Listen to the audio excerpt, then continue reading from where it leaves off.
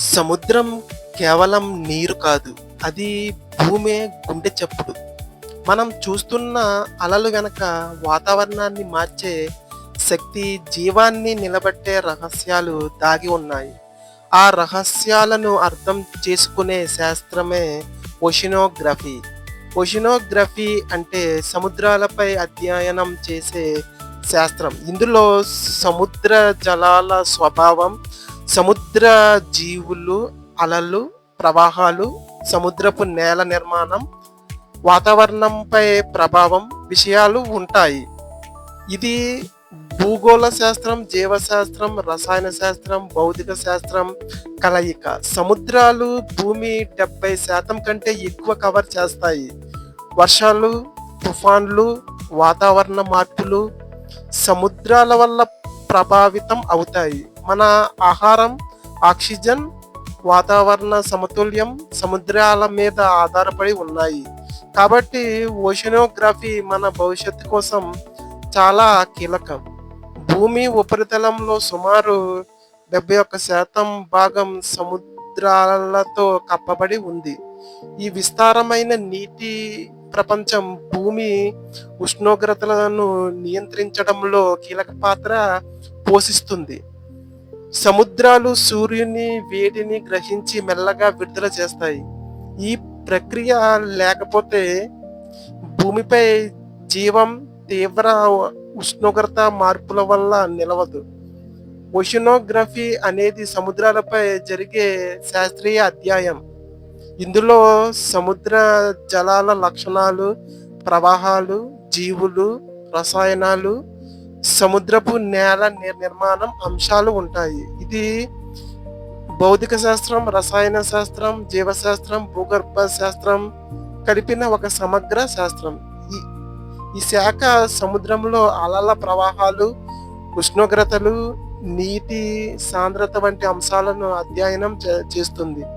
ఇది వాతావరణ మార్పులకు కారణమవుతాయి. ఉదాహరణకు సముద్ర ప్రవాహాలు ఖండాల మధ్య ఉష్ణోగ్రత వ్యత్యాసాలను సమతుల్యం చేస్తాయి. ఇది తుఫాన్లు, వర్షాలు ఎలా ఏర్పడతాయో అర్థం చేసుకోవడంలో సహాయపడుతుంది. సముద్ర జలంలో ఉన్న ఉప్పు, ఖనిజాలు, ఆక్సిజన్, కార్బన్ డయాక్సైడ్ వంటి రసాయనాల స్థాయిని ఇది పరిశీలిస్తుంది. ఈ సమతుల్యం సముద్ర జీవుల జీవనానికి చాలా అవసరం.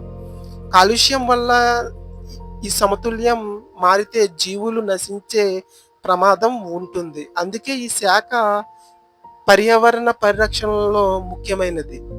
ఈ శాఖ సముద్రాలపై దృష్టి పెడుతుంది. సూక్ష్మ జీవుల నుంచి భారీ తిమింగలాల వరకు జీవాన్ని ఇందులో వస్తాయి. ఈ జీవులు ఆహార సుంకాలతో కీలక పాత్ర పోషిస్తాయి. ముఖ్యంగా ఫాంక్టన్ జీవులు ఆక్సిజన్ ఉత్పత్తిలో పెద్ద పాత్ర వహిస్తాయి. సముద్రపు నేల నిర్మాణం, పర్వతాలు, అగ్నిపర్వతాలు, లోతైన గుంతలు అంశాలు ఈ శాఖలో పరిశీలిస్తారు. ఇది భూకంపాలు, సునామీలు ఎలా ఏర్పడతాయో అర్థం చేసుకోవడంలో సహాయపడుతుంది. సముద్రపు నేలలో ఉన్న ఖనిజ వనరుల గురించి కూడా ఇది తెలియజేస్తుంది. గాలి ప్రభావంతో సముద్రంలో అలలు ఏర్పడతాయి. ఇవి తీర ప్రాంతాలపై ప్రభావం చూపుతాయి. అలల శక్తిని మోసుకెళ్ళి తీరాన్ని క్రమంగా మార్చుతాయి. అలల అధ్యయనం ద్వారా తుఫాన్లు తీవ్రతను ముందుగా అంచనా వేయవచ్చు.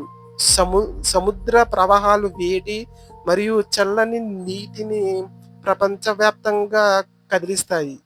ఇవి వాతావరణాన్ని సమతుల్యం చేస్తాయి. గల్ఫ్ ప్రీమ్ వంటి ప్రవాహాలు యూరప్ ప్రాంతాన్ని వెచ్చగా ఉంచుతాయి.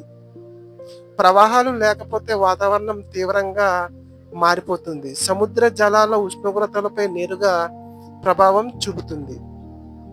వేడి సముద్ర జలాలు తుఫాన్లను బలపరుస్తాయి. చల్లని జలాలు వర్షపాతం మార్పులకు కారణమవుతాయి. ఉష్ణోగ్రతల మార్పులను పరిశీలించడం వాతావరణ అంచనాలకు చాలా ముఖ్యం.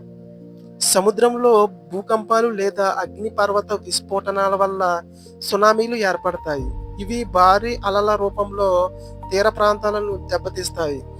ముందస్తు హెచ్చరికలు ఇవ్వడానికి ఓషినోగ్రఫీ అధ్యయనం కీలకం. సముద్రాలలో చాలా లోతైన ప్రాంతాలు ఉన్నాయి. మెరియానా ట్రెంచ్ ప్రపంచంలోనే అతి లోతైన ప్రదేశం.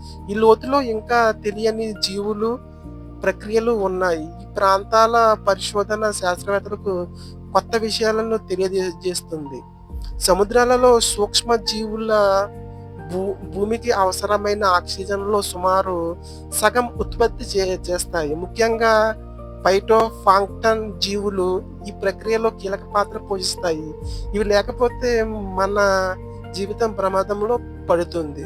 సముద్రాలు ప్రపంచానికి ముఖ్యమైన ఆహార వనరులు. చేపలు, రొయ్యలు వంటి జీవులు కోట్లాది ప్రజలకు ఆహారం మరియు ఉపాధి ఇస్తాయి. కానీ అధికంగా వేట చేయడం వల్ల ఈ వనరులు తగ్గిపోతున్నాయి. సముద్రాలు కార్బన్ డయాక్సైడ్ను గ్రహించి గ్లోబల్ వార్మింగ్ను తగ్గిస్తాయి. ఇది భూమి ఉపరితలాలను సమతుల్యం చేస్తుంది. ఈ ప్రక్రియ లేకపోతే వాతావరణ మార్పులు వేగంగా పెరుగుతాయి. ప్లాస్టిక్, ఆయిల్ స్పిల్, రసాయన వ్యర్థాలు సముద్రాలకు తీవ్రమైన నష్టం కలిగిస్తున్నాయి. ఇవి సముద్ర జీవులను చంపుతున్నాయి. కాలుష్యాన్ని తగ్గించడం అత్యవసరం. సబ్మెరైన్ ఉపగ్రహాలు, రోబోటిక్ డ్రోన్లు సముద్ర పరిశీలనలో ఉపయోగిస్తున్నారు. ఇవి లోతైన ప్రాంతాలను కూడా పరిశీలించడానికి సహాయపడతాయి. తీర ప్రాంతాలు జీవ వైవిధ్యానికి కేంద్రాలు. ఇవి తుఫాన్లు ఎక్కువగా గురి అవుతున్నాయి కాబట్టి వీటిని రక్షించడం చాలా ముఖ్యం. సముద్రాలలో అనేక రకాల జీవులు ఉన్నాయి. ఈ జీవ వైవిధ్యం ప్రకృతి సమతుల్యానికి అవసరం. సముద్రాలు కార్బన్ నిల్వ కేంద్రాలుగా పనిచేస్తాయి. ఇవి వాతావరణ మార్పులను నియంత్రిస్తుంది. సముద్రాలపై ఏర్పడే తుఫాన్లు భూభాగాలను తీవ్రంగా ప్రభావితం చేస్తాయి. అలలు, ప్రవాహాల ద్వారా విద్యుత్ ఉత్పత్తి చేయవచ్చు. ఇది పర్యావరణానికి అనుకూలమైన శక్తి. సముద్ర జలంలో ఉప్పు ఎక్కువగా ఉంటుంది. ఇది జీవులకు ప్రత్యేక అనుకూలతలు అవసరం చేస్తుంది. సముద్రంలో చమురు, గ్యాస్ వంటి వనరులు ఉన్నాయి. ఇవి ఆర్థికంగా కీలకం. సముద్రాలు మన జీవనానికి నేరుగా ప్రభావితం చూపుతాయి. వాతావరణం, ఆహారం వాటిపై ఆధారపడి ఉన్నాయి. సముద్రంలో శబ్దం ప్రత్యేకంగా ప్రయాణిస్తుంది. జంతువులు దీనిని ఉపయోగిస్తాయి. సముద్రాలను రక్షించడం భవిష్యత్తు కోసం అవసరం. లేకపోతే జీవం ప్రమాదంలో పడుతుంది. ఓషినోగ్రఫీ వల్ల కొత్త పరిశోధనలు జరుగుతున్నాయి. ఇవి మన జ్ఞానాన్ని పెంచుతున్నాయి. సముద్రాలు పర్యాటక కేంద్రాలుగా కూడా ఉన్నాయి. ఇది ఆర్థిక అభివృద్ధికి సహాయపడుతుంది. ఓషినోగ్రఫీ ఒక మంచి కెరీర్. శాస్త్రవేత్తలుగా ఎదగవచ్చు. ఇంకా సముద్రాల్లో ఎన్నో రహస్యాలు ఉన్నాయి. ఇవి భవిష్యత్తులో బయటపడతాయి. మనము సముద్రాన్ని కేవలం చూడడానికి మాత్రమే వాడుతున్నాం. కానీ అదే సముద్రం మనకు జీవం ఇస్తుంది. మన తప్పిదాల వల్ల అది నాశనం అయితే మన భవిష్యత్తు కూడా ప్రమాదంలో పడుతుంది. ఓషినోగ్రఫీ కేవలం శాస్త్రం కాదు, ఇది మన భూమిని కాపాడే మార్గం. ప్రతి ఒక్కరం చిన్న మార్పు చేస్తే పెద్ద ప్రభావం చూపగలం. ఈ వీడియో నచ్చితే లైక్ చేయండి. ఇలాంటి ఫ్యాక్ట్స్ కోసం సబ్స్క్రైబ్ చేయండి. సముద్రాన్ని కాపాడితే మన భవిష్యత్తు కాపాడినట్టే.